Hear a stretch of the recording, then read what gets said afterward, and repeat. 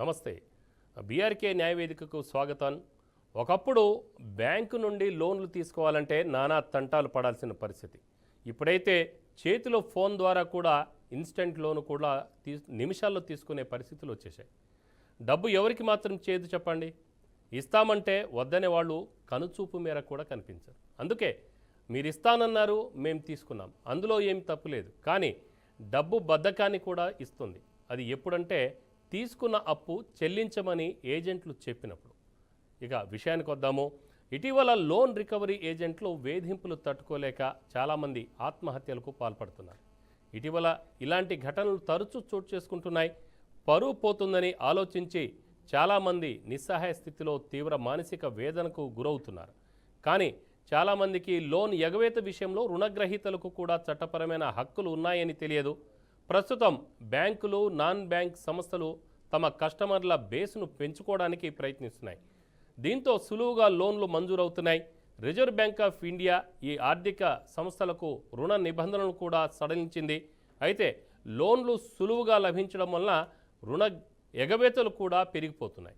ఈ డిఫాల్ట్లు పెరుగుదల, రికవరీ ఏజెంట్ల వేధింపుల నుంచి రుణగ్రహీతలను రక్షించడానికి ఆర్బీఐ కొత్త మార్గదర్శకాలను రూపొందించాల్సిన పరిస్థితులు నెలకొన్నాయి.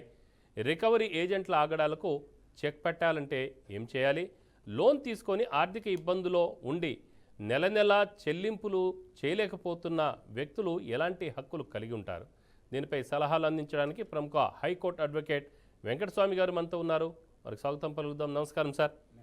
సార్, ఇప్పుడు ముందుగా ఈ లోన్లు తీసుకొని నెల నెల ఈ ఇన్స్టాల్మెంట్ చెల్లించలేకపోవడానికి కారణం ఏమంటారు? ఒకటి ఏంటంటేనే లోన్లు తీసుకునడం సులువే అండి. ఒక రకం చెప్పాలంటే ఈ మధ్య కాలంలో జర సులువైంది. కానీ మన ఆర్థిక పరిస్థితిని కూడా చూసుకోవాలి. మనం ఎందుకోసం లోన్ తీసుకుంటాను? లోను కేవలం ఇల్లు కన్స్ట్రక్షన్ చేయడానికి తీసుకుంటున్నామా? లేదు అని అంటే ఇతరత్ర ఏదైనా కార్ లోన్ తీసుకుంటున్నామా? లేదని ఏదైనా అసెట్స్ పెంచడానికి కోసం లోన్ తీసుకుంటున్నామా? లేదా ఇతర లగ్జరీ పనుల కోసం లోన్ తీసుకుంటున్నామా? అది గమనంలోకి తీసుకోవాల్సింది ఒకటి.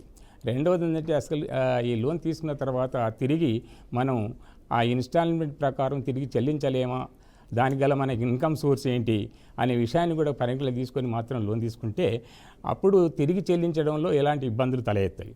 కానీ ఎలాంటి ఇన్కమ్ సోర్స్ లేకుండా, ఎలాంటి ప్రాజెక్టు లేకుండా ఊరికే లోన్ తీసుకొని వాళ్ళు ఇస్తాను కదా అని మేము పుచ్చుకున్నాం అని చెప్తే తిరిగి చెల్లించకుండా ఉన్నట్లయితే మాత్రం చాలా ఇబ్బందుల పాలు కావాల్సిన అవసరం ఉన్నదండి. కేవలం ఇదంతా కూడా ఒక రకంగా చెప్పాలంటే కొంతమందికి ఈవెన్ అన్ని లోన్ తీసుకోవడం ద్వారా తన ఆర్థిక స్తోమతను లేకపోతే ఇతరత బిజినెస్లు పెంచుకోవచ్చని కొంతమంది తీసుకుంటారు. కొన్ని అన్ఫార్చునేట్ కొన్ని సర్కమ్స్టాన్సెస్లో కూడా ఒకసారి వాళ్ళకి తగినంత ఇన్కమ్ రాకపోవచ్చు. అట్టి పరిస్థితులలో మనం ఆ వ్యక్తుల యొక్క లోన్ కట్టలేని వ్యక్తులను కొద్దిగా మనం ఆలోచించవచ్చు. కానీ కొన్ని circumstances, for example Covid situation మొన్న వచ్చడం జరిగింది. ఆ కోవిడ్లో ఏంటంటే అన్ని బిజినెస్లు క్లోజ్ అయిపోయినాయి. అసలు ఉమెన్ యాక్టివిటీసే క్లోజ్ అయిపోయినాయి. అప్పుడు ఈ లోన్ తీసుకున్న వాళ్ళు తన ఇన్స్టాల్మెంట్ చెల్లించకపోవచ్చు. ఎందుకంటే అతను లోన్ తీసుకునేది కేవలం ఇన్స్టాల్మెంట్ ద్వారా చెల్లించాలనే ఉద్దేశంతో తీసుకుంటాడు. అది కాకుండా ఈ వ్యాపారం క్లోజ్ అయినప్పుడు అతను కట్టలేని స్థితిలో వచ్చేస్తుంది. అట్లా విషయాన్ని పరిగణలోకి తీసుకొని మన గవర్నమెంట్ వారు కొంత ఎగ్జంప్షన్ ఇవ్వడం జరిగింది. అంటే కోవిడ్ తర్వాత ఆ లోన్ పోస్ట్పోన్ చేసేసింది. అంటే మొత్తం కట్టకుండా ఉండడం కోసం కాదు, పోస్ట్ పోన్ చేసి వితౌట్ ఇంట్రెస్ట్ తోటి తిరిగి ఆ ఇన్స్టాల్మెంట్స్ను కట్టాల్సిన అవసరం ఉంటుందని చెప్పేసి మన సెంట్రల్ గవర్నమెంట్ ఒక డిసిషన్ తీసుకోవడం కూడా జరిగింది. అది కూడా మనకు తెలిసే ఉంటుంది. కాబట్టి లోన్ చెల్లించకపోవడానికి కేవలం డబ్బులు మన దగ్గర ఉండి చెల్లించకపోతే అది నేరం కింద మనం పరిగణించవచ్చు. కానీ ఒకవేళ డబ్బులు ఏ రకమైన వేరే కారణాల వల్ల చెల్లించలేకపోతే దానికి తగినంత కోర్టులో అంటే చట్టాలు కూడా ఉన్నాయి. తీసుకున్న బ్యాంకులు అయితే బ్యాంకుల దగ్గర పోయి తిరిగి దాన్ని ఆ లోన్ను మళ్ళీ వేరే రూపంలో అంటే దాన్ని దాని పీరియడ్ను మనం పెంపొందించడానికి కోసం వీలుంటే దానికి అప్లికేషన్ పెట్టుకొని మన సిచ్యువేషన్స్ని వివరించేసి ఆ బ్యాంకులకు తిరిగి రీషెడ్యూల్ చేయమని చెప్పేసి కోరడానికి అవకాశం ఉంది. అట్లా కన్సిడర్ కూడా చేస్తూ ఉంటారండి. కాబట్టి నేను అనేది ఏంటంటే వ్యాపారం కోసమో ఇల్లు కోసమో లేదంటే ఇతరత వాహనాల దానికోసం తీసుకున్న వాళ్ళకు కట్టలేకపోతే వాళ్ళ ఆర్థిక పరిస్థితులకు దాన్ని సహకరించలేకపోయినప్పుడు దాన్ని మనం వేరే రకంగా చూడొచ్చు. కానీ కేవలం వేరే రకమైన లగ్జరీ లైఫ్ల కోసం కేవలం డిజానెస్ట్ ఇంటెన్షన్ తోటి లోన్ తీసుకొని పబ్లిక్ ఎగ్గొట్టడానికి ప్రయత్నం చేస్తే మాత్రం తగినంత మూల్యం వాళ్ళు చెల్లించాల్సిన ఉంటుందండి. Right sir. సార్ ఇప్పుడు ప్రస్తుతం బ్యాంకులు కూడా లోన్స్ ఇస్తాయి, అది అందరికీ తెలుసు. అలాగనే నాన్ బ్యాంకింగ్ సంస్థలు కూడా తమ కస్టమర్లను పెంచుకోవడం అంటే కస్టమర్ల యొక్క బేస్ని పెంచుకోవడం కోసము ఎడాపెడా లోన్లు ఈజీగా కూడా ఇచ్చేస్తున్నాయి. సో దీంతో సులువుగా లోన్లు మంజూరవుతున్నాయి.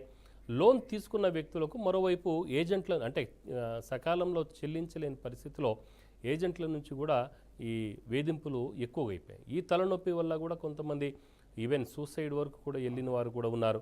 సో ఈ నేపథ్యంలో రిజర్వ్ బ్యాంక్ ఆఫ్ ఇండియా వీరికి ఉపశమనం కల్పిస్తూ కొన్ని చర్యలు తీసుకుంది. ఆ నిబంధనలు చర్యలు అవి ఎలాంటివి? ఈ మధ్యకాలంలో కొద్దిగా ఎక్కువ కాలంలో క్రెడిట్ కార్డు ద్వారా కూడా లోన్లు తీసుకుంటా ఉన్నారండి మనుషులు. అయితే ఈ క్రెడిట్ కార్డు అనే వ్యవహారాన్ని అసలు ఆర్బీఐ గుర్తించలేదండి. క్రెడిట్ కార్డు ద్వారా మనం లోన్లు ఇవ్వడానికి కుదరదండి. కాబట్టి అది గుర్తించలేదు. కాబట్టి ఒకసారి ఆర్బీఐ కూడా దానికి బాధ్యత వహించడానికి వీల్లేదండి. బ్యాంకులు కూడా, ఎందుకంటే అన్ని బ్యాంకులు అన్ని రిజిస్టర్డ్ అంటే ప్రైవేట్ బ్యాంక్స్ కానీ రిజిస్టర్డ్ ప్రైవేట్ బ్యాంక్స్ కానీ లేదంటే గవర్నమెంట్ బ్యాంక్స్ కానీ నేషనలైజ్ బ్యాంక్స్ కానీ అన్నీ కూడా ఆర్బీఐ యొక్క రూల్స్ రెగ్యులేషన్స్కు లోబడి మాత్రమే వాటి సూచనలకు టైం చేంజ్ అయిన రూల్స్కి మాత్రం లోబడి మాత్రమే లోన్లు ఇవ్వాల్సి ఉంటుందండి. అలా కాకుండా వీళ్ళకు స్వతహాగా లోన్లు ఇవ్వడం ద్వారా వాటిని రికవర్ చేసుకోవడానికి కోసం ఈ విషయాలు తెలుసుకున్న కొంతమంది ఏం చేస్తున్నారంటే లోన్లు కట్టారు. ఆర్బీఐకి దీనికి గైడ్లైన్స్ లేవు కనుక నాకు లోన్ ఇచ్చేశారు, నేను కట్టకపోతే పర్లేదు అని చెప్పేసి వీళ్ళు అనుకుంటూ ఉంటారు. అందువల్ల ఈ బ్యాంకులు కానీ non registered banks financial institutions కానీ ఇవి రికవరీ కోసం ఏం చేస్తారంటే without following any due process of law simply they will appoint certain agents. The agents will go to the particular borrower and then వాళ్ళు ఫోర్స్ ఉపయోగించే ప్రయత్నం చేస్తున్నారండి. అది కూడా ఏదైనా కూడా ఒకవేళ అవతల వ్యక్తి ఇల్లీగల్ పని చేస్తే నువ్వు అదే ఇల్లీగల్ పని చేసి తర్వాత రికవర్ చేసుకుంటే అంటే కుదరదండి. ఏదైనా కూడా నువ్వు డ్యూ ప్రాసెస్ ఆఫ్ లా ఒకవేళ నీకు డబ్బులు రావాల్సి ఉంటే తద్వారా ఏం చేయాలి అంటే ఓ నోటీస్ ఇచ్చేసి మీ దగ్గర నుంచి ఇంత అమౌంట్ రావాల్సి ఉన్నది, మీరు ఈ లోన్ తీసేసుకున్నారు, ఈ లోన్ మీరు కట్టట్లేదు, ఇన్స్టాల్మెంట్ బాకీ పడి ఉన్నారు కనుక వెంటనే దీన్ని చెల్లించండి అని ఒక డ్యూ ప్రాసెస్ నోటీస్ అతనికి ఇచ్చేసి ఆ తర్వాత అతను కట్టకుంటే నువ్వు మన కోర్టులో మనీ రికవరీ సూట్ వేసేసి ఈ మనీ రికవర్ చేసుకోవాల్సి ఉంటుంది. కానీ ఇల్లీగల్గా గూండాలను లేకపోతే ఏజెంట్స్లను అపాయింట్ చేసి వాళ్ళ ద్వారా వాళ్ళ మీద బలప్రయోగం చేసి ఈ డబ్బులు రికవర్ చేసుకుంటా అనేది పూర్తిగా హై హ్యాండెడ్ అవుతుంది, అది ఇల్లీగల్ అవుతుంది, అంటే అది అగెన్స్ట్ ది ఆర్బీఐ రూల్స్ అండి. Right sir. ఒక కాలర్ ఉన్నారు శ్రీకాంత్ వరంగల్ నుంచి. శ్రీకాంత్ గారు నమస్కారం. నమస్కారం శ్రీకాంత్ గారు, చెప్పండి.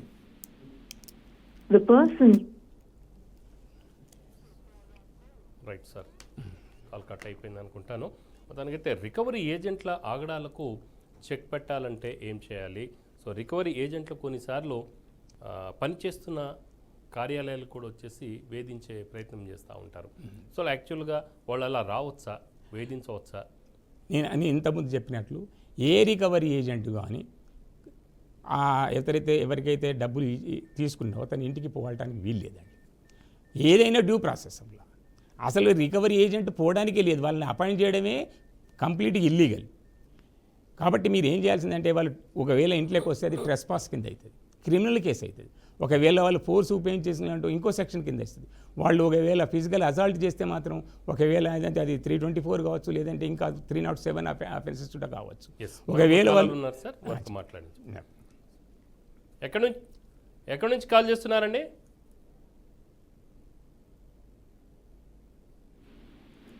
Hello sir. చెప్పండి, మీ పేరేంటి, ఎక్కడి నుంచి కాల్ చేస్తున్నారు? సార్ ఇప్పటికే శ్రీకాంత్ వరంగల్ అప్డేట్. శ్రీకాంత్ చెప్పండి. చెప్పండి శ్రీకాంత్ గారు. శ్రీకాంత్ మీ పేరు? సార్ నమస్తే సార్. నమస్తే శ్రీకాంత్. అవును సార్, నమస్తే శ్రీనాథ్. శ్రీనాథ్ చెప్పు శ్రీనాథ్. మా రెండో అబ్బాయి ఈ ఫోన్ యాప్లలో డబ్బులు తీసుకుని సార్, యాక్చువల్గా బాబు పేరు సార్, ఏంటిది అది? సాగర్లో జాబ్ చేసి. మీ వాయిస్ కట్ అవుతుంది శ్రీనాథ్ కొద్దిగా. ఇప్పుడు వినపడుతుందా సార్? చెప్పండి. అయితే మా రెండో అబ్బాయి ఫోన్ యాప్లలో లోన్ తీసుకున్నాడు సార్. బాబు జాబ్ చేస్తాడు, ఇది మన సాఫ్ట్వేర్గా పని చేస్తాడు. 36 లక్షలు ఏమో ఫోన్ యాప్ లో ఇచ్చారు సార్. యాక్చువల్గా ఏంటంటే వేరే వాళ్ళు ఇప్పించి వాళ్ళ అకౌంట్ లో ఇచ్చి మళ్ళీ వేరే అకౌంట్ వాళ్ళ అకౌంట్ లో కొట్టించుకున్నారు సార్. ఓకే, వాళ్ళు ఏదో ప్రాసెసింగ్ ఫీజు కింద తీసుకున్నారేమో.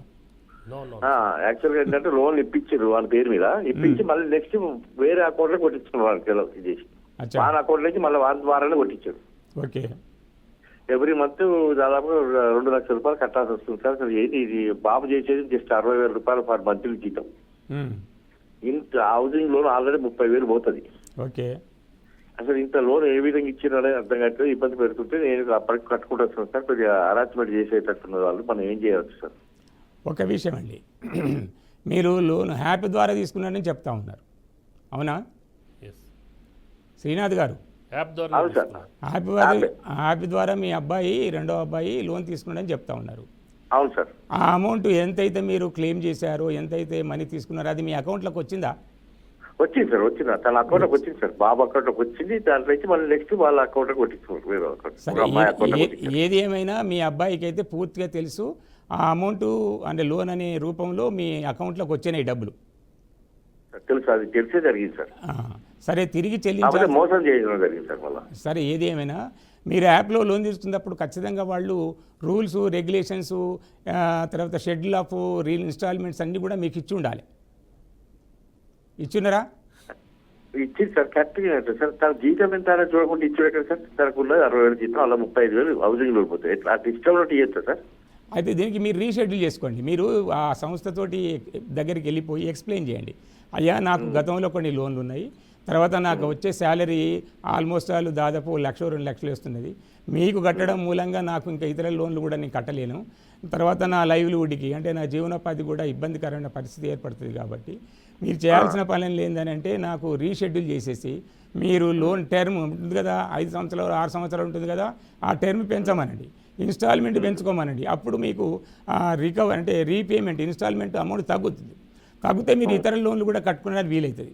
ఒకవేళ 60,000 పోను నేను 1,20,000 ఎవ్రీ మంత్ వేస్తున్నాను సార్.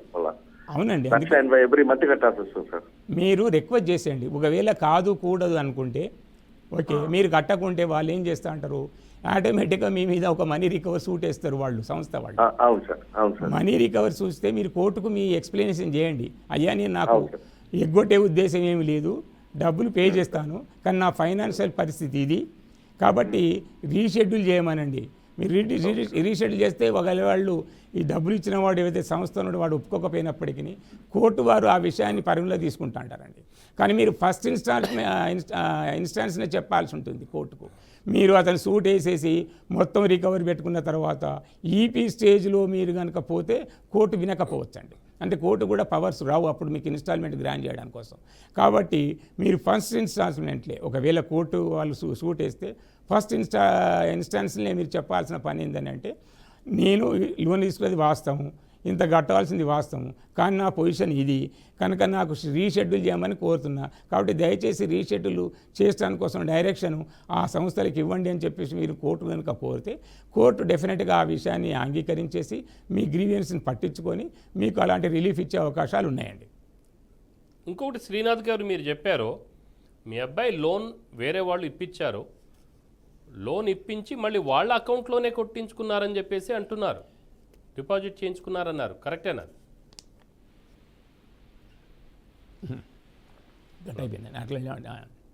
చెప్పండి.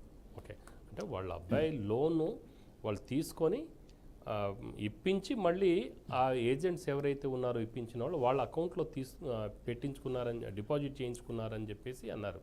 సో దాని మీద మనకి మనం అడిగిన దాని ప్రకారం అతను ఏం చెప్పాడంటే వాళ్ళ అకౌంట్లోకి వచ్చేసినాయి డబ్బులు మొత్తం. అంటే is of course utilize the entire amount of course obtained from the organization. Yes sir. అంటే మనం ఇందాక మాట్లాడుకున్న దాని ప్రకారం అంటే ఈ వీరిని చెక్ పెట్టడం ఎలాగా? ఇక చెప్పేయడం అంటే ఏదైనా ఏజెంట్స్ ఈ విధంగా చాలా ఫోర్స్ ఉపయోగించేసేసి మనీ రికవర్ చేయడానికి కోసం వస్తే మనకి రెండే ఆప్షన్స్ అండి. ఒక option first, we have to make a complaint before the concern police stating the realities. జరిగింది ఇది, నేను కట్టడానికి సిద్ధంగా ఉన్నా.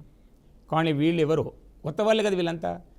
వీళ్ళు ఆ బ్యాంక్ మేనేజర్ గారు లేదంటే బ్యాంకు సంబంధించిన వాళ్ళు. బ్యాంక్ అంటే bank has to follow the due process of law for recovery of any amount given by it to the borrowers. కానీ అలా కాకుండా వాళ్ళు ఏజెంట్స్ని పెట్టి కనుక చేస్తే మనం పోలీస్ స్టేషన్లో కంప్లైంట్ ఇవ్వచ్చండి. ఆ తర్వాత వాళ్ళు ఎక్స్ట్రాగా చేస్తే మాత్రం వాళ్ళ మీద మనం ప్రైవేటు కేసులు కూడా ఫైల్ చేయొచ్చు. ఒకవేళ పోలీసు వాళ్ళు పట్టించుకుంటే ప్రైవేట్ కేసులు ఫైల్ చేయొచ్చు. కానీ మనం ఎవిడెన్స్ రికార్డ్ చేయాల్సిన అవసరం ఉంటుందండి.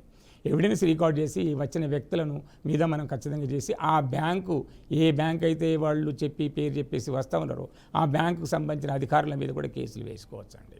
ఒకవేళ పోలీసు వాళ్ళు పట్టించుకోలేదనుకోండి అండి, కోర్స్ మనకు హైకోర్టులో రిట్ కూడా వేసేసి పోలీసు వాళ్ళను బ్యాంకును ఈ ఏజెంట్ని అందరినీ పార్టీ చేస్తూ మనం రిలీఫ్ పొందడానికి అవకాశం ఉంటుంది. రైట్ సార్, మరొక కాలర్ ఉన్నారు, వెంకటరమణ గారు సిద్దిపేట నుంచి. వెంకటరమణ గారు చెప్పండి సార్. సార్ నమస్తే సార్. నమస్తే అండి సార్. నేను ఆర్టీసీలో పనిచేసిన సార్ డ్రైవర్గా. ఓకే. అయితే నాకు బ్యాక్ పెయిన్ వచ్చింది. బ్యాక్ పెయిన్ వచ్చి అన్ఫిట్ అని చేసిర్రు. అన్ఫిట్ అని చేసినాక నేను అంటే సంవత్సరం ముందు నేను పర్సనల్ లోన్ తీసుకున్నా సార్ SBIలో. ఓకే. అయితే అన్ఫిట్ చేసిర్రు, కావాల్సుకొని 2 సార్లు అన్ఫిట్ చేసిర్రు సార్ వాళ్ళు. అప్పుడు నేను మంచిగానే ఉన్నా, కొంచెమే ప్రాబ్లం ఉండే, మంచిగా ఉన్నా అన్నా గానీ వాళ్ళు అన్ఫిట్ చేసిర్రు. మాకు ఎవరికి నాకు జాబ్ మళ్ళీ ఆల్టర్నేటివ్ జాబ్ ఇవ్వలేదు. అయితే నా పర్సనల్ లోను పెండింగ్ పడ్డది సార్. వాళ్ళు అప్పుడప్పుడు ఫోన్ చేస్తా ఉన్నారు. ఫోన్ చేస్తుంటే నేనేమన్నా అంటే నాకు ఇట్లా ప్రాబ్లం అయింది, నాకు ఎలాంటి ఆస్తులు లేవు, మరి నాకు ఉద్యోగం వచ్చిన తర్వాతనే కడతా, ఇప్పుడైతే నా వల్ల కాదు, నా దగ్గర ఏమి లేదు, ఏమున్నా మీరు ఊర్లోకి వచ్చి చూసుకొని రికవర్ చేసుకొని తీసుకోవచ్చు సార్ అని చెప్పిన. అయితే దాని వల్ల ఏమన్నా ప్రాబ్లం అవుతుందా అని అడుగుతున్నా సార్. ఒకటండి, ఇప్పుడు మీరు గ్యారెంటర్ అంటే షూరిటీ కింద కోర్స్ మీరు ఎంప్లాయ్మెంట్ కాబట్టి మీరు ఆర్టీసీలో పనిచేస్తున్నారు కాబట్టి అది చూసేసి వాళ్ళు బహుశా లోన్ ఇచ్చుంటారు మీకు SBI వాళ్ళు. షూరిటీ ఏం లేదు, షూరిటీ లెవెల్ పెట్టలేదు. షూరిటీ ఏం లేదు కాబట్టి అందుకే లోన్స్ 2-3 రకాలు ఉంటాయండి. సెక్యూరిటీ లోన్స్, అన్సెక్యూరిటీ లోన్స్ అని ఉంటాయి. ఇట్లా సెక్యూరిటీ అని అంటే ఏదైనా జాబ్ కానీ లేదనంటే ఏదైనా భూములు కానీ కొలాటరల్ సెక్యూరిటీ పెట్టేసి కానీ ఇట్లాంటివి పెట్టేసుకొని బ్యాంక్ వాళ్ళు లోన్ ఇచ్చే అవకాశాలు ఉంటాయి. ఇప్పుడు ఈ బ్రదర్కి ఏమైందంటే అసలు డ్రైవర్గా పనిచేస్తున్నాడు, అన్ఫిట్గా కింద తీసేశారని చెప్తా ఉన్నాడు. ఒకవేళ అన్ఫిట్ కింద తీసేస్తే మాత్రం వాళ్ళు తగిన కాంపెన్సేషన్ కూడా ఇచ్చి ఉంటారు. ఇచ్చేస్తే మీరు ఆ అమౌంట్ నుంచి కొంత భాగం మీరు డెఫినెట్గా మీ ఎక్కడైతే SBIలో లోన్ తీసుకున్నారో కట్టాల్సి ఉంటుంది. లేదు అనుకుంటే మీరు అంటున్నారు 2 సార్లు నేను బాగానే ఉన్నప్పటికీ నేను అన్ఫిట్ చేసి తీసేశారు అని చెప్తే దీన్ని మీరు ఛాలెంజ్ చేయాలండి హైకోర్టులో. ఎందుకంటే అసలు మీరు లేబర్ కోర్టులో ఛాలెంజ్ చేయొచ్చు. ఇప్పుడు లేబర్ కోర్టు వీళ్ళకి లేదు కనుక మీరు ఏం చేయాలంటే నేరుగా హైకోర్టులో ఛాలెంజ్ చేసి మీరు అన్ఫిట్ కాదు నీ ఫిట్ ఉందని చెప్పి చెప్పవచ్చు. ఎందుకంటే మీరు ఒక మెడికల్ ఎగ్జామినేషన్ పోవాల్సి ఉంటుందనండి. డెఫినెట్గా కోర్టు వారు కూడా మెడికల్ ఎగ్జామినేషన్ పంపుతారు. ఎక్కడో కాదు, మీ ఆర్టీసీ డిపార్ట్మెంట్కి సంబంధించిన హాస్పిటల్ ఉన్నది తారనాకలో, అక్కడ పోయి మిమ్మల్ని ఫిట్నెస్ కింద సర్టిఫికేట్ తీసుకొచ్చుకోమంటారు. Whether you are fit or లేదు, లేకపోతే నిజంగానే అన్ఫిటా అనేది డాక్టర్స్ డిసైడ్ చేసి ఒకవేళ మీరు ఫిట్టే అనుకుంటే మాత్రం మిమ్మల్ని ఉద్యోగులను తీసేయడం అనేది ఇల్లీగల్ అని చెప్పేసి కోర్టు వారు తిరిగి నేను రీఇన్స్టేట్మెంట్ చేసే అవకాశాలు ఉన్నాయి. కనుక మీరు ఫస్ట్ ఆ రిలీఫ్ పొందండి. ఆ రిలీఫ్ పొందితే తర్వాత మీకు వచ్చే జీతం నుంచేసి మీరు మీ లోన్ కట్టుకోవడానికి వీలైతే అప్పుడు బ్యాంక్ వాళ్ళతోటి ఇష్యూస్ ఉండవు. అయితే నేనేది ఒకవేళ మీరు అన్ఫిట్ కనుక అయ్యి తీసేస్తే మాత్రం మీరు ఏమైందంటే సార్ ఒక్క నిమిషం, ఏమైందంటే హ్యూమన్ రైట్స్ లో కూడా వేసిన అప్పుడు జడ్జి గారు ఆనంద్ రావు సార్ ఉండే ఆల్టర్నేటర్ జాబ్ ఇవ్వమని ఆల్రెడీ మా ఆఫీసర్లకు చెప్పిండు. అట్టెట్లా తీసేస్తారా, మంచిగానే ఉన్నాడు కదా, వేరే జాబ్ ఇవ్వచ్చు కదా అని అన్నారు అని చెప్పిండు. అయితే ఆయన చెప్పినాక ఒక 4-5 రోజులకే మళ్ళీ రిటైర్మెంట్ అయిపోయింది. ఆయన రాతపూర్వకంగా రాసియలేదు, వాళ్ళు ఇవ్వలేదు. మళ్ళీ నేను హైకోర్టులో చేసిన సార్. హైకోర్టులో కూడా ఇప్పుడు కేసు నడుస్తుంది. అయితే ఆ హ్యూమన్ రైట్స్ లేచినప్పుడే చెప్పిన నాకు ఇట్లా బ్యాంకు లోన్ ఉంది సార్, మళ్ళీ నాకు ఏం ఆస్తులు లేవు అని చెప్పినాను. దానివల్ల ఏమైనా ప్రాబ్లం అవుతుందా అని అడుగుతున్నా సార్. ఓకేనండి, విషయం ఏంటంటే మీరు చేయాల్సిన పని ఏంటంటే ఇది హ్యూమన్ రైట్స్ కేసులలో బ్యాంకులో లోన్ కట్టలేను అది అని చెప్పడానికి ఎలాంటి రిలీఫ్లు గ్రాంట్ చేయడానికి హ్యూమన్ రైట్స్ కమిషన్కి అధికారం లేదండి. ఈవెన్ హైకోర్టు కూడా చెప్పలేదు. మీరు డబ్బులు కట్టాలా లేదని అది సపరేట్ ఇష్యూ, సపరేట్ ప్రొసీడింగ్స్ అండి. నేను ఏమనేది ఏంటంటే మీరు జాబ్లో జాయిన్ అయితే ఫస్ట్, ఎందుకంటే మీరు చూడండి, మీరు బ్యాంకు అప్లికేషన్ పెట్టండి ఫస్ట్. అయ్యా నేను ఇట్లా అన్ఫిట్ అయిపోయి చేసి నన్ను ఇల్లీగల్గా తీసేశారు, ఆ కేసు హైకోర్టులో పెండింగ్ ఉన్నది కాబట్టి నా ఇన్స్టాల్మెంట్స్ వాయిదేయండి, లేకపోతే షెడ్యూల్ చేయండి అని చేసి పెట్టుకోండి. పెట్టేసుకుంటే అప్పుడు వాళ్ళు వాయిదేయకుండా దాని మీద మీరు ఏమన్నా మళ్ళీ తిరిగి హైకోర్టులో ఇంకో రిట్ పిటిషన్ అనుబంధంగా, ఇప్పుడు మీరు ఏదైతే కేసు వేసారో దానికి అనుబంధంగా ఒక ఐఏ ఫైల్ చేసి మీరు బ్యాంకును కూడా పార్టీ చేసేసి ఆ తర్వాత మీరు దానికి సంబంధించిన రిలీఫ్ పొందడానికి వీలైద్దండి. ప్రస్తుతం మనతో ఒక కాలర్ ఉన్నారు, సాయిబాబా గారు భాగ్యనగర్ నుంచి. సాయిబాబా గారు నమస్కారం. నమస్తే అండి. సార్ చెప్పండి సార్, మీ సమస్య ఏంటి? సార్ ఆంధ్ర బ్యాంక్లో 2012లో లోన్ తీసుకున్నాను సార్, హౌసింగ్ లోన్ అండి. సాయిబాబు గారు చెప్పండి. సాయిబాబు గారు హౌసింగ్ లోన్ తీసుకున్నాను సార్. సార్ నమస్తే అండి. ఓకే నమస్తే. సార్ 2012లో హౌసింగ్ లోన్ తీసుకున్నాం సార్. హౌసింగ్ లోన్ తీసుకున్నప్పుడు అప్పుడు ఫీల్డ్ ఆఫీసర్ గారు, మేనేజర్ గారు పిఎం ఆవాస్ యోజన పథకం కింద 3.5 lakh వరకు కూడా మీకు వస్తుందని చెప్పి అన్నారండి. ఓకే. నేను తీసుకున్నది గ్రౌండ్ ఫ్లోర్ కి 7.5 అండి, ఫస్ట్ ఫ్లోర్ కి 7.5 సార్, మొత్తం 15 lakh అండి. 15 lakhs తీసుకున్నారు. ఓకే. అది ఫిబ్రవరి 2024 మొత్తం క్లోజ్ చేసాను సార్. మొత్తం అమౌంట్ కట్టేసానండి, ఇంట్రెస్ట్ సహా క్లోజ్ చేసాను సార్. ఓకే చెప్పండి సాయిబాబు గారు.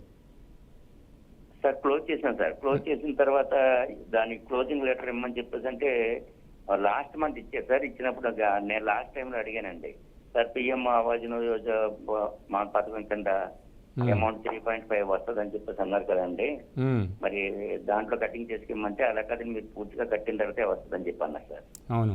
పూర్తిగా క్లియర్ చేసి ఆ సర్టిఫికెట్ తెచ్చుకున్న తర్వాత ఇప్పుడున్న మేనేజర్ గారు కానీ ఫీల్డ్ ఆఫీసర్ గారు కానీ మేము ఆ రోజున మేమన్నా ఉన్నామా మేమన్నా చెప్పామన్నారు సార్. అచ్చా సాయిబాబు గారు, అది ఇప్పుడు ఫీల్డ్ ఆఫీసర్ గారు ఏమనంటే మా పై ఆఫీసర్లో మాకు తెలుసున్న వాళ్ళు ఉన్నారు సార్, మేము అడిగి చేస్తామని చెప్పి అన్నారు, కానీ 20 days అయింది సార్, ఇప్పటివరకు చేయలేదండి. ఓకే. లోన్ అయితే మొత్తం క్లియర్ చేసాం సార్. క్లియరెన్స్ సర్టిఫికెట్ కూడా. సాయిబాబు గారు సార్ చెప్పండి సార్. మీరు లోన్ తీసుకునేటప్పుడే మీరు, ఎందుకంటే ఈ అంటే గవర్నమెంట్ అంటే సెంట్రల్ గవర్నమెంట్ స్కీమ్ కింద తీసేసుకున్నారు, అవునా సార్? సబ్సిడీ కింద తీసుకున్నారు. ఈ అమౌంట్ ఎట్లుంటుందంటే క్లియర్ చేసిన తర్వాత కూడా పిఎం ఆవాస్ యోజన పథకం కింద అమౌంట్ వస్తుంది. ఇప్పుడున్న మేనేజర్ గారు చాలా మంది మాట్లాడారు సార్, బ్యాంక్ మేనేజర్ గారు ఆటోమేటిక్ గా మారుతూ ఉంటారండి. నేను చెప్పేది వినండి. ఖచ్చితంగా ఒక లోన్ ఇచ్చినప్పుడు బ్యాంక్ వాళ్ళు మీతో ఒక అగ్రిమెంట్, లోన్ అగ్రిమెంట్ ఉంటుందండి. ఆ అగ్రిమెంట్లో ఇది నేచర్ ఆఫ్ లోన్ కూడా ఉంటుంది.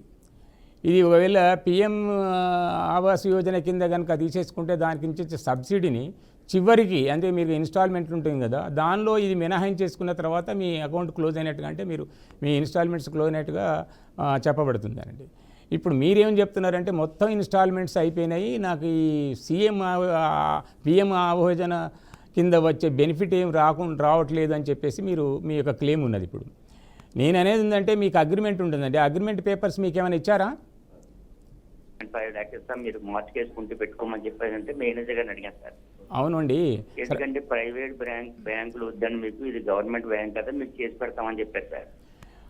గవర్నమెంట్ బ్యాంక్ అయినా ప్రైవేట్ బ్యాంక్ అయినా దేనికైనా ఒకటే పద్ధతి అండి, చట్టం ఒకటే వర్తిస్తుంది. వైజాగ్ నుంచి నాకు ఫోన్ చేశారు సార్, బ్యాంక్ లోన్ మేళ బజార్ అని, అక్కడి నుంచి చేస్తే నేను మేనేజర్ గారిని అడిగిన, సార్ మీరు ఇవ్వట్లేదండి, గతంలో చెప్పారు మీరు, కొన్ని కట్ చేసుకుని నేను అమౌంట్ కట్టాలని చెప్పాను సార్. అలా కట్టిన మొత్తం మీరు క్లియర్ చేసేసుకోండి, మీ అకౌంట్కి మీ అమౌంట్ పడుతుంది అని చెప్పారు సార్. ఓకే, మీరు ఒకవేళ అయితే ఆ పని చేసండి, మీరు క్లియర్ చేసేసుకున్నా సరే. ఇప్పుడు మేనేజర్ గారు మేమన్నా చెప్పేవా అన్నారండి, ఆయన వచ్చి మా అయితే 2 months 3 months అవుద్దండి. సాయిబాబు గారు ఒక పని చేయండి, ఇప్పుడు వాళ్ళు ఏం చేశారంటే ఒక 20 days అయిపోయింది మీరు లోన్ క్లియర్ చేసి, మీరు ఒక అప్లికేషన్ పెట్టండి, అదే బ్యాంకు ఎక్కడైతే మీరు లోన్ తీసుకున్నారో ఆ బ్యాంకు ఒక అప్లికేషన్ పెట్టండి. ఏమని అంటే, నేను ఈ స్కీమ్ కింద నేను లోన్ తీసేసుకున్నానండి, నాకు సబ్సిడీ ఇవ్వలేదు, ఆ ప్రయోజనం బెనిఫిట్ నాకు పొందించకుండానే మొత్తం నాకు ఇచ్చిన లోన్ అంతా కూడా మీరు ఇన్స్టాల్మెంట్ రూపైనా మీరు రికవర్ చేసుకోవడం జరిగింది, కాబట్టి ఆ బెనిఫిట్ కింద వచ్చే డబ్బులన్నీ నాకు తిరిగి ఇప్పించండి అని చెప్పేసి మీరు ఒక అప్లికేషన్ పెట్టండి. ఒకవేళ వాళ్ళు నీకు కనుక నీకు చెప్పిన మాటను ఒకవేళ పాటించకుంటే మీరు అప్లికేషన్ పెట్టుండండి. ఆ తర్వాత అవసరం అయితే మీరు ఈ సీఎం దాని కింద ఏదైతే బెనిఫిట్ ఇస్తుందో దానికి మీరు అర్హత ఉందా లేదని కూడా మీరు గుర్తించాలండి. ఫస్ట్ ఆఫ్ ఆల్ మీరు ఎలిజిబుల్ అయిందా లేదో చూసుకోండి. ఎలిజిబుల్ కనుక అయితే మాత్రం డెఫినెట్గా వాళ్ళ దగ్గర నుంచి మనీ రికవర్ చేసుకోవచ్చండి. ఆ తర్వాత వాళ్ళని కూడా పాడు చేయొచ్చు. ఎందుకంటే ఆ స్కీమ్కి ఉన్న మేనేజర్ ఉంటాడో ఆ మేనేజర్ను ప్లస్ ఈ బ్యాంకు వాళ్ళని అందరినీ పాడు చేసి మీ అప్లికేషన్ లోన్ అక్కడ పెట్టేసి అప్లికేషన్లో ఖచ్చితంగా అగ్రిమెంట్లో ఖచ్చితంగా ఈ ప్రొవిజన్ ఉంటుంది, ఆ ప్రొవిజన్ వయలేట్ చేసింది అని చెప్పేసి బ్యాంకు వాళ్ళ మీద మీరు కేసు వేసి మీరు రికవర్ చేసుకోవచ్చండి. ఓకే అండి. Right sir. సార్ ఇప్పుడు ఇంటికి వస్తుంటారు, అంటే అర్ధరాత్రి టైంలో కూడా కొంతమంది పడుకున్న టైంలో కూడా వస్తుంటారు, అంటే అదే టైంలో ఈ రుణగ్రహీత ఉంటాడని లేదని తప్పించుకుంటాడని చెప్పేసి ఆఫీసులకు కొన్నిసార్లు వెళ్ళరు, కొన్నిసార్లు వెళ్తారు, ఇంటికి కూడా వచ్చేస్తారు, బంధువుల ఇండ్లకు కూడా వెళ్తారు. అవునండి. అసలు బంధువుల ఇండ్లకు కాల్స్ చేసి కూడా అసలు బ్యాడ్గా చెప్తా ఉంటారు రుణగ్రహీతలు. ఈ విధంగా చాలామంది చనిపోయిన దాఖలాలు కూడా ఉన్నాయి. ఎగ్జాక్ట్లీ అండి. మొన్న ఇలాంటి వస్తున్నప్పుడు సో దీన్ని అరికట్టాలంటే ఎలాంటి చర్యలు తీసుకోవచ్చు సార్? డెఫినెట్ అండి. ఇప్పుడు వీళ్ళకి నైట్ అని కాదు, అసలు డేలో కూడా వచ్చే అధికారం లేదండి. వాళ్ళు ఏం చేసినా కూడా డ్యూ ప్రాసెస్ ఆఫ్ లా. మీరు ఏం చేసినా, మీరు బాకీ పడి ఉన్నాడు అనుకోండి, కట్టలేడు అనుకోండి, డిఫాల్టర్ అయింది అనుకోండి, డిఫాల్టర్ నోటీస్ ఇవ్వండి ఫస్ట్. ఇచ్చిన తర్వాత మీకు ఎంత డిఫాల్ట్ అయ్యిండు, ఎక్కడి నుంచి అయ్యిండు, ఎంత అమౌంట్ కట్టాడు, ఎంత డ్యూ ఉన్నాడు, ఆ వివరాలన్నీ తెలుపుకుంటూ మీరు ఇంత టైంలో కట్టండి అని మీకు ఇన్స్టాల్మెంట్గా ఫర్దర్ మీకు ఇన్స్టాల్మెంట్స్ మీకు ఇవ్వబడదని చెప్పేసి ఒక నోటీస్ ఇచ్చి, ఆ తర్వాత ఒకవేళ అతను తిరిగి కూడా చెల్లించకుంటే అప్పుడు మీరు కోర్టులో మనీ రికవరీ సూట్ వేసుకోవాల్సి ఉంటుంది. అది బ్యాంక్ అయినా, ప్రైవేటు రిజిస్టర్డ్ ఫైనాన్షియల్ ఇన్స్టిట్యూషన్ అయినా, లేకపోతే ప్రైవేటు వ్యక్తులైనా కూడా ఇవి చేసుకోవాల్సి ఉంటుంది. అలా కాకుండా వాళ్ళు ఏజెంట్స్ని పెట్టేసి ఆ తర్వాత రికవరీ చేద్దామని చెప్పేసి వాళ్ళు ఇది డేలో కూడా ఇట్లా రావడం, ఇంకా మరీ పర్టికులర్ ఆఫీసర్ రావడం అనేది ఖచ్చితంగా ఉమెన్ రైట్స్ను వైలేట్ చేయడం అనేది. అది ఖచ్చితంగా దాన్ని మనం హ్యూమన్ రైట్స్ ఫోరం కింద కూడా మనం ఈ కేసును దాఖలు చేసుకోవచ్చు. రెండవది అంటే అసలు ఏం సంబంధం లేని రిలేటివ్స్కి ఫోన్ చేసేసి మీ వాడు ఈ విధంగా చేయడం అనేది అంటే అది అతని యొక్క రిప్యుటేషన్ను దెబ్బతీయడమే. కాబట్టి అది కూడా క్రిమినల్ చర్యల కింద వాళ్ళ మీద యాక్షన్ తీసుకోవడానికి వీలైద్దండి. ఖచ్చితంగా మనం అట్లా యాక్షన్ తీసుకుంటే వాళ్ళు ఆపేస్తారండి. మేము అంటే మనం చెప్పలేకపోవడం మూలంగా మనం ఎందుకంటే ఒక ఇన్ఫీరియారిటీ కాంప్లెక్స్లో ఉండిపోతాం. నేను లోన్ కట్టలేదు కాబట్టి వీడి పని చేశారేమో అని. కానీ అట్లా కాకుండా లోన్ కడతాం, అది వేరే విషయం. కానీ మనిషి యొక్క రిప్యుటేషన్ డీగ్రేడ్ చేయడం, ఇన్సల్ట్ చేయడం, తన చుట్టాల మధ్యలో ఇతని పట్ల ఒక రకమైన అభిప్రాయాన్ని కలగజేయడం, ఆ తర్వాత మనీ రికవర్ చేసుకుందని చెప్పడం అనేది పూర్తిగా హైలీ ఇల్లీగల్ అండి. ఇది చేయాల్సిన పని లేదు. దీనికి సంబంధించేసి మీరు చర్యలు తీసుకోవచ్చు. ఒకవేళ చాలామందికి ఇంకా ఇట్లే కొంతమందికి అయితే అందరు కలిసి ఒక పబ్లిక్ ఇంట్రెస్ట్ లిటిగేషన్ కూడా మూవ్ చేసడానికి అవకాశాలు ఉన్నాయండి. ఆ బ్యాంక్ వాళ్ళను తర్వాత సంబంధిత పోలీసు అధికారులు కూడా మనం నోటీస్ ఇచ్చేసి ఎక్కడైతే వయలేట్ జరుగుతుందో వాళ్ళకు నోటీసులు ఇచ్చేసి వాళ్ళు యాక్షన్ తీసుకోకుంటే వీళ్ళని కూడా పార్టీ చేసి హైకోర్టులో మనం తగిన మరి న్యాయం పొందడానికి వీలైద్దండి. Okay sir. అంటే సార్ ఇప్పుడు ఎలాంటి చట్టమైన హక్కులు ఉంటాయి అంటే ఇప్పుడు గతంలో ఒకసారి ఈ మన litigation funding firm LegalPay వ్యవస్థాపకులు ఎవరైతే ఉన్నారో కుందన్ షాహి అంటే ఆయన ఒక మీడియాతో మాట్లాడుతూ కొన్ని హక్కులు అంటే ఇలాంటి కొన్ని ప్రూఫ్స్ ఇవ్వండి అని చెప్పేసి అంటారు. అంటే మిమ్మల్ని ఎక్కడ వేధించారు, ఎవరు వచ్చారు, ఏ కంపెనీ ద్వారా అతను మీకు వచ్చేసి డబ్బులు అడుగుతున్నాడు, ఏ హక్కుతో అడిగాడు, సో కొన్ని ఐడి కార్డ్స్ కూడా చూపించమని చెప్పేసి అనాలంట. సో ఇలాంటివి కొన్ని చెప్తా ఉంటారు. సో ఎలా అదేనండి, నేను ఈ రికవరీ ఏజెంట్కి ఎలాంటి రైట్స్ లేవండి. వాళ్ళు ప్రైవేట్ వ్యక్తులు కంప్లీట్గా. వాళ్ళను అపాయింట్ చేయడం అనేది సరే, వాళ్ళకు ఐడి కార్డు కూడా ఒకవేళ వాళ్ళు టెంపరీగా ఐడి కార్డు ఏ బ్యాంక్ వాళ్ళు ఇచ్చినా కూడా అది వాళ్ళు బ్యాంక్లో పర్మనెంట్ ఎంప్లాయీస్ కాదండి. కేవలం వాళ్ళు దాన్ని మనం అంటే కిరాయికి పనిచేసే ఏజెంట్స్ మాత్రమే. వీళ్ళు ఏం చేస్తారంటే ఈ బ్యాంకు వాళ్ళు లోన్లు ఇవ్వడంలో బోల్డన్ని లూప్ హోల్స్ ఉంటాయండి. ఆ లూప్ హోల్స్ మూలంగా వాళ్ళు ఇచ్చిన డబ్బులు రికవర్ చేయడానికి కోసం వాళ్ళకు చాలా తతంగా ఉంటుంది. ఈ తతంగానంత భరించలేక ఏం చేస్తారంటే ఫోర్స్ఫుల్గా ఈ మనీ రికవర్ చేసుకోవచ్చు, చేయడం ఎలా అని ఆలోచించేసి ఆ తర్వాత ఇట్లాంటి ఏజెంట్లకు వీళ్ళు పర్మిషన్ ఇవ్వడం జరుగుతుంది. ఆ పర్మిషన్ వాస్తవంగా మనం ఛాలెంజ్ చేసినప్పుడు వాళ్ళంతా పారిపోతారండి, ఎవరు రాడిగా నలికందులకు.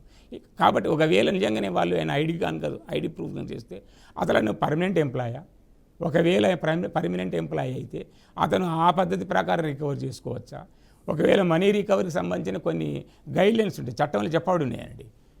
మనీ రికవర్ చేయడం కోసం చట్టంలో ఖచ్చితంగా నియమ నిబంధనలు ఉన్నాయి, అవే పాటించాలి తప్ప ఆ నియమ నిబంధనలకు వ్యతిరేకమైన పద్ధతిలో ఏం చేసినా కూడా అది చట్టవిరుద్ధం అవుతుంది.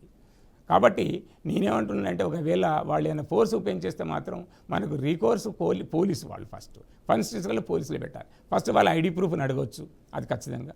ఏ టైం అంటే ఒకవేళ మనం ఇంటెలిజెన్స్గా విజ్డమ్ ఉపయోగించేస్తే వాళ్ళు ఏ టైంకి వచ్చారు, ఎవరు వచ్చారు, వాళ్ళ ఫోటోలు కూడా తీసుకోవచ్చు, తప్పేం కాదు. వాళ్ళ ఫోటోలు తీసుకుంటే వాళ్ళ ఐడి ప్రూఫ్ని అడగవచ్చు, వాళ్ళని నిలదీయవచ్చు, అసలు వీరు ఏ పర్మిషన్ లెటర్ కూడా చూపించమని అడగవచ్చు.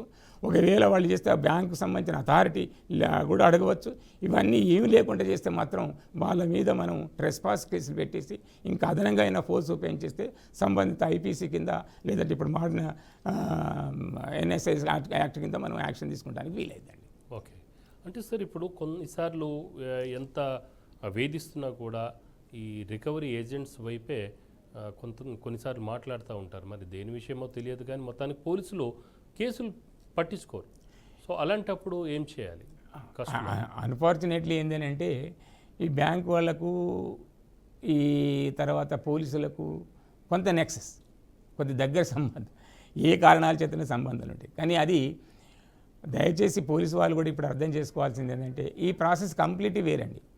మనీ రికవరీలకు సంబంధించిన వరకు పోలీసు వాళ్ళు ఎలాంటి పరిస్థితుల్లో ఇన్వాల్వ్ కావద్దండి. అట్లా ఇన్వాల్వ్ అయితే మాత్రం వాళ్ళు కూడా బాధ్యులవుతారు. ఎందుకంటే నంబర్ ఆఫ్ టైమ్స్ సుప్రీంకోర్టు స్పష్టంగా, హైకోర్టులు సుప్రీంకోర్టులు స్పష్టంగా చెప్పడం జరిగింది. ఏంటిదంటే ఈ సివిల్ డిస్ప్యూట్స్లలో ఇది సివిల్ డిస్ప్యూట్ కింద వస్తుందండి. సివిల్ డిస్ప్యూట్లలో పోలీసు ఇన్వాల్వ్ అయ్యడానికి లేదు. ఈ సివిల్ డిస్ప్యూట్లలో ఈ క్రిమినల్ యాక్షన్స్ కూడా ఉండడానికి లేదు.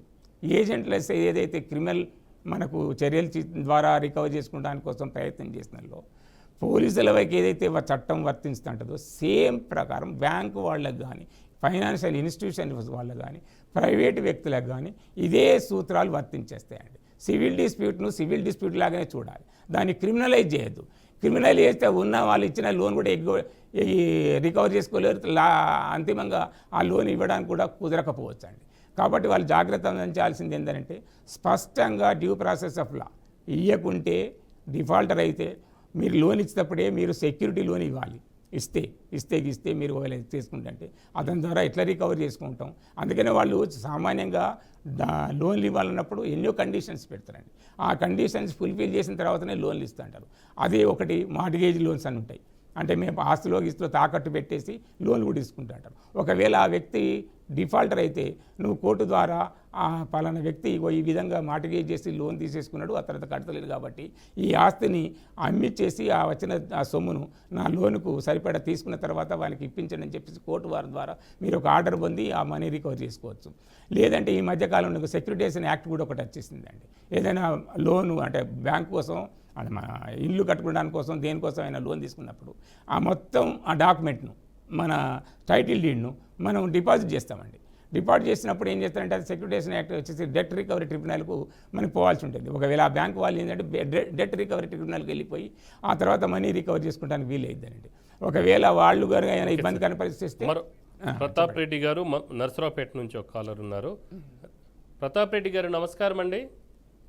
అండి, నేను 74 years ఉంది. నాకు ఇప్పుడు ఇల్లు కట్టుకోవాలనుకుంటున్నాను. నా దగ్గర షేర్స్ మ్యూచువల్ ఫండ్స్ అయితే 80 lakhs దాకా ఉన్నాయి. నాకు 4 acres ల్యాండ్ ఉంది. ఏ బ్యాంక్ పోయినా కూడా లోన్ ఇవ్వట్లేదు, హౌసింగ్ లోన్ వచ్చింది. ఏం చేయాలి నేను? ఓకే అండి, చెప్పండి ప్రతాప్ రెడ్డి గారు. అదే నేను హౌసింగ్ లోన్కి వెళ్ళానండి. ఏ బ్యాంక్ హౌసింగ్ లోన్ ఇవ్వట్లేదు. నాకు 80 lakhs దాకా షేర్స్ మ్యూచువల్ ఫండ్స్ ఉన్నాయి. నాకు 4 acres ల్యాండ్ ఉంది. ఇప్పుడు ఇల్లు కట్టుకోవాలనుకుంటున్నాను. ఏం చేయాలా? ఎవరు ఇవ్వనంటున్నారు బ్యాంక్స్. ఓకేనండి, మీ ఏజ్ దృష్ట్యా వాళ్ళు మీకు లోన్ ఇవ్వాలని చెప్పేసి, ఎందుకంటే మీరు ఇన్కమ్ సోర్సెస్ చూపించాల్సిన అవసరం ఉంటుంది. తర్వాత మీ ఏజ్ 75 years ఉన్నట్టు మీరు సీనియర్ సిటిజన్ అయిపోయినారు, మీ ఇన్కమ్ సోర్స్ కూడా అందుకే మీరు ఒక కోఅప్లికెంట్ని పెట్టుకోండి అండి. మీరు మీ కొడుకునో వాళ్ళనో వీళ్ళనో మీకు దగ్గర వాళ్ళు ఏజ్ ఉన్న వాళ్ళను, దాదాపు 45-50 సంవత్సరాల ఏజ్ ఉన్న వాళ్ళను మీరు ఈ రోజుల్లో ఎవరు ఇష్టపడరు. అదే నేను చెప్తానండి. అదే కదండి, అంటే మీరు కేవలం ఇట్లాంటి లోన్లు ఏంటంటే దీన్ని మనం మార్గేజ్ లోన్స్ అంటామండి. మీరు మీ డాక్యుమెంట్స్ను మీ ప్రాపర్టీని తాకట్టు పెట్టేసి ఆ ప్రాపర్టీ మీద లోన్ ఇవ్వాలని చెప్పేసి అడగవచ్చు. బ్యాంకు వాళ్ళు ఏం చేస్తారంటే ప్రాపర్టీ ఉన్నప్పటికీ ఇతనికి ఏజ్ ఉందా, ప్రాపర్ ఇన్కమ్ సోర్స్. ఎందుకంటే వాళ్ళు అల్టిమేట్గా ఈ మీరు పెట్టిన ప్రాపర్టీని అమ్మేసి రికవర్ చేసుకోవాల్సి వస్తుంది ఒకవేళ మీరు డిఫాల్టర్ అయితే. కానీ ఫస్ట్ ఇన్స్టాల్గా ఏం జరుగుతుందంటే మీకు ఉన్న ఇన్కమ్ ద్వారా మాత్రమే ఇన్స్టాల్మెంట్ కడతాడా లేదనే చూస్తాడు వాడు, వాస్తవం చెప్పాలంటే. కాబట్టి దయచేసి మీరు చేయాల్సిన పని ఏంటంటే మీరు ఒక కోఆపరేటివ్ వెతికి మీరు మీ డాక్యుమెంట్ను అతను మార్టిగేజ్ చేసి ఆ తర్వాత మీరు లోన్కు పోతే వాళ్ళు బ్యాంక్ వాళ్ళు మీ లోన్ అప్రూవల్ చేసి మీకు లోన్ ఇచ్చే అవకాశాలు ఉన్నాయండి. మార్టిగేజ్ కూడా చేసుకోనన్నారండి మ్యూచువల్ ఫండ్స్. అంటే ఇక బ్యాంకింగ్ రూల్స్, ఎందుకంటే వాళ్ళు how to recover the amount once వాళ్ళు ఒకసారి మీకు అడ్వాన్స్ వాళ్ళ ప్రొసీజర్ కదండి వాళ్ళు. ఎందుకంటే ఒకసారి లోన్ ఇచ్చిన తర్వాత రికవర్ చేసుకునే పద్ధతి కూడా ఉంటుంది. ఒకవేళ మీ మీద రికవర్ చేసుకోవాలంటే ఏం చేయాలి, మీరు ఫస్ట్ ఇన్స్టాల్మెంట్ సెకండ్ ఇన్స్టాల్మెంట్లో మీరు అబ్జల్యూట్గా మీకు ఇన్కమ్ సోర్స్ లేకుంటే మీరు డిఫాల్ట్ అవుతారు. డిఫాల్ట్ అయితే మనకి ప్రొసీజర్ ఏంటి, నెక్స్ట్ అతను మనీ రికవర్ సూట్ వేస్తాడు. లేదంటే మీ మార్టిగేజ్ ఇది అమ్మి ఇచ్చేయండి అని బాబు అని చేసి అటాచ్మెంట్ తర్వాత అతనికి ఒక చాలా పెద్ద ప్రొసీజర్ అయితే జరుగుతూ ఉంటుంది. అందుకని అతను ఏం చేస్తాడంటే జనరల్గా హెజిటేట్ చేస్తూ ఉంటాడు ఏజ్ లేని వాళ్లకు. తర్వాత ఇన్కమ్ లోన్ మీరు ఎందుకంటే ఒకవేళ మీరు ఎంప్లాయ్ అయినప్పటికీ మీరు ఆల్రెడీ రిటైర్మెంట్ అయి ఉంటారు కనుక అతనికి రికవరీకి ఇబ్బంది పరిస్థితి వస్తుంది కనుకనే వాళ్ళు హెజిటేట్ చేస్తూ ఉన్నారు మీకు లోన్ ఇవ్వడం అండి. అందుకని నేనేమంటున్నానంటే మీరు ఒక కోఆప్లికెంట్ని వెతకండి. కోఆప్లికెంట్ అని మీ కొడుకులు వాళ్ళని పెట్టేసి కోఆప్లికెంట్ని వెతికేసి ఆ తర్వాత మీ డాక్యుమెంట్ను అక్కడ మార్టిగేజ్ చేసి లోన్ ఇవ్వండి బాబు అని చెప్పేసి అప్లికేషన్ పెడితే వాళ్ళు కన్సిడర్ చేసే అవకాశం ఉన్నది ప్రతాప్ రెడ్డి గారు. Right sir. ఇప్పుడు పరువు నష్టం.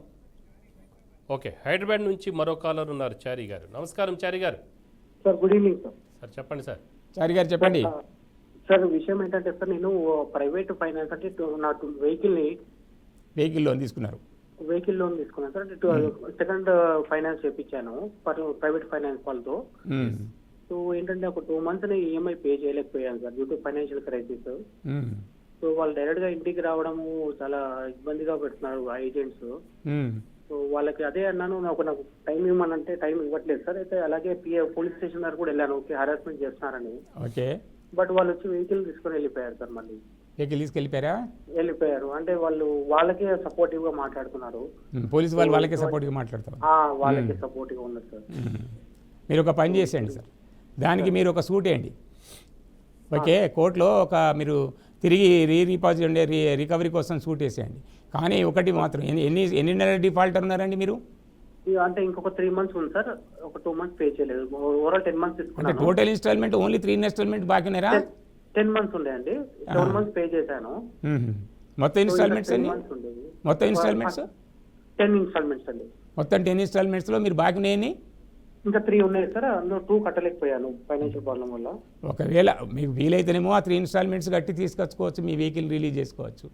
లేదు అనుకుంటే ఒకవేళ మీరు వాళ్ళని ఛాలెంజ్ చేయాలంటే మీరు కోర్టులో కేసు వేసేసి ఇల్లీగల్గా సీజ్ చేసుకున్నారండి అని చెప్పేసి నాకు నోటీస్ ఇవ్వకుండా ఏం చేయకుండా ఇల్లీగల్గా సీజ్ చేసేసారు అనుకుని మీరు వేసేసి మీ ఇన్స్టాల్మెంట్ కట్టేసి రికవర్ చేసుకోవాలి కోర్టులో. అయితే సార్ ఇక్కడ వాళ్ళు ఏమంటారంటే మేము ఫైనాన్స్ చేయించేటప్పుడు వాళ్ళు అంతా బ్లాంక్ పేపర్లో సైన్స్ తీసుకున్నారు స్టాంప్ పేపర్ పైన.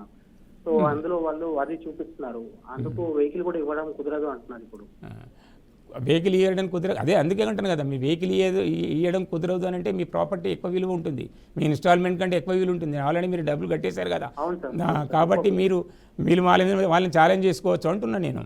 ఓకే, వాళ్ళని ఛాలెంజ్ చేసి మీ వెహికల్ మీరు రిలీజ్ చేసుకోవచ్చు. మీరు 3 ఇన్స్టాల్మెంట్ మీరు పే చేస్తారని చెప్పేసి కోర్టు వారికి చెప్తే డెఫినెట్గా వాళ్ళకు డైరెక్షన్ ఇచ్చేసి వెహికల్ రిలీజ్ చేయమని డెఫినెట్గా కోర్టు చెప్తుందండి. ఓకే, మీరు ఆ పని చేసుకోవచ్చు.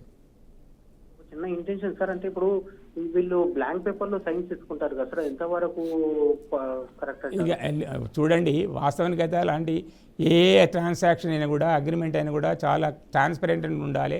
దానిలో ఉన్న కండిషన్ని కూడా ఖచ్చితంగా ఆ బారో వరకు ఎక్స్ప్లెయిన్ చేయాలి. ఎక్స్ప్లెయిన్ చేసి అగ్రి అయిన తర్వాత మాత్రమే లోన్లు గ్రాంట్ చేయాలండి. కానీ మనకున్న అప్పుడున్న ఆపద కానీ లేకపోతే అప్పుడున్న పరిస్థితితోటి మనం కూడా ఏంటంటే మనం మొత్తం ఏమున్నాయి దానిలో ఏం కండిషన్స్ ఉన్నాయో చూడం. ఓవర్లీఫ్లో బోల్డ్ అని ఉంటాయి, ఎక్కడ సంతకం పెట్టంటే గుడ్డిగా మీరే కాదు, ఈవెన్ వెల్ ఎడ్యుకేటెడ్స్ కూడా వాళ్ళు కూడా ఖచ్చితంగా వాళ్ళు పెట్టిన ఇక్కడ ఇట్లా వాళ్ళు అది పెడతారు, ఒక ట్రిక్ పెడతారు. ఆ ట్రిక్ కానీ సంతకాలు పెట్టి తీసుకుంటారు, దానిలో ఏం రాసి ఉంటారో మనకు తెలియదండి.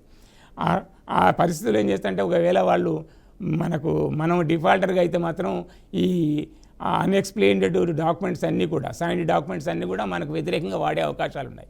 అయితే మీకు ఇచ్చిన ఖచ్చితంగా మీరు ఒక నోటీస్ పంపించండి బాబు, ఏంటంటే ఇప్పుడు ఎవరికైతే సీజీఎస్ కంపెనీలో మీరు మొత్తం టోటల్ ఇన్స్టాల్మెంట్స్ ఎన్ని, నాకు లోన్ ఇచ్చింది ఎంత, ఎన్ని ఇన్స్టాల్మెంట్ కట్టాను, ఇంక ఎన్ని ఇన్స్టాల్మెంట్స్ డ్యూ ఉన్నది, మీరు ఎప్పుడు రికవర్ చేసుకున్నారు, ఈ డీటెయిల్స్ నాకు పూర్తిగా ఇవ్వండి అని చెప్పేసి ఒక అడ్వకేట్ ద్వారా మీరు నోటీస్ ఇవ్వండి. ఫస్ట్ నోటీస్ ఇచ్చిన తర్వాత ఒకవేళ వాళ్ళు సరి అయిన సమాధానం ఇవ్వకుంటే అప్పుడు ఆ బేస్డ్ అపాన్ ది ఆ లీగల్ నోటీస్ మీ లోన్ పేపర్ మీ దగ్గర ఉంటాయి కాబట్టి వాటిని ఆధారం చేసేసుకొని కోర్టులో ఈ లీగల్ యాక్షన్స్ మీద మీరు కోర్టులో ఒక సూట్ ఫైల్ చేసి ఆ తర్వాత మీ వెహికల్ మీరు పొందవచ్చండి. Right sir. ఓకే చారి గారు.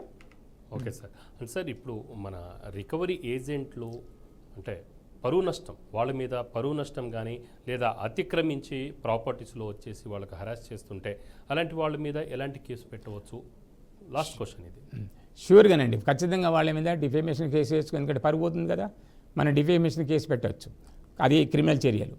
రెండవది ఒకవేళ మనకు విపరీతమైన డ్యామేజ్ జరిగితే మాత్రం వాళ్ళ మీద మనం డ్యామేజ్ సూట్ కూడా వేసుకోవచ్చు.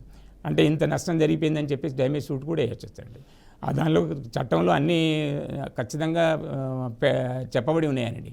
వాళ్ళు రావడం ఇల్లీగలే కాబట్టి ఇల్లీగల్గా ఈజీగా ఛాలెంజ్ చేసుకోవచ్చు, పెద్ద సమస్య కాదు కదా. ఎందుకంటే they have not followed any due process law and simply they came to our house and trespass into the house and committed the offence of defamation and as well as also physical assaults and ఇవన్నీ ఉంటాయి. వీటన్నిటిని మనం challenge చేసుకొని ఖచ్చితంగా అతని మీద చర్యలు తీసుకోవచ్చు.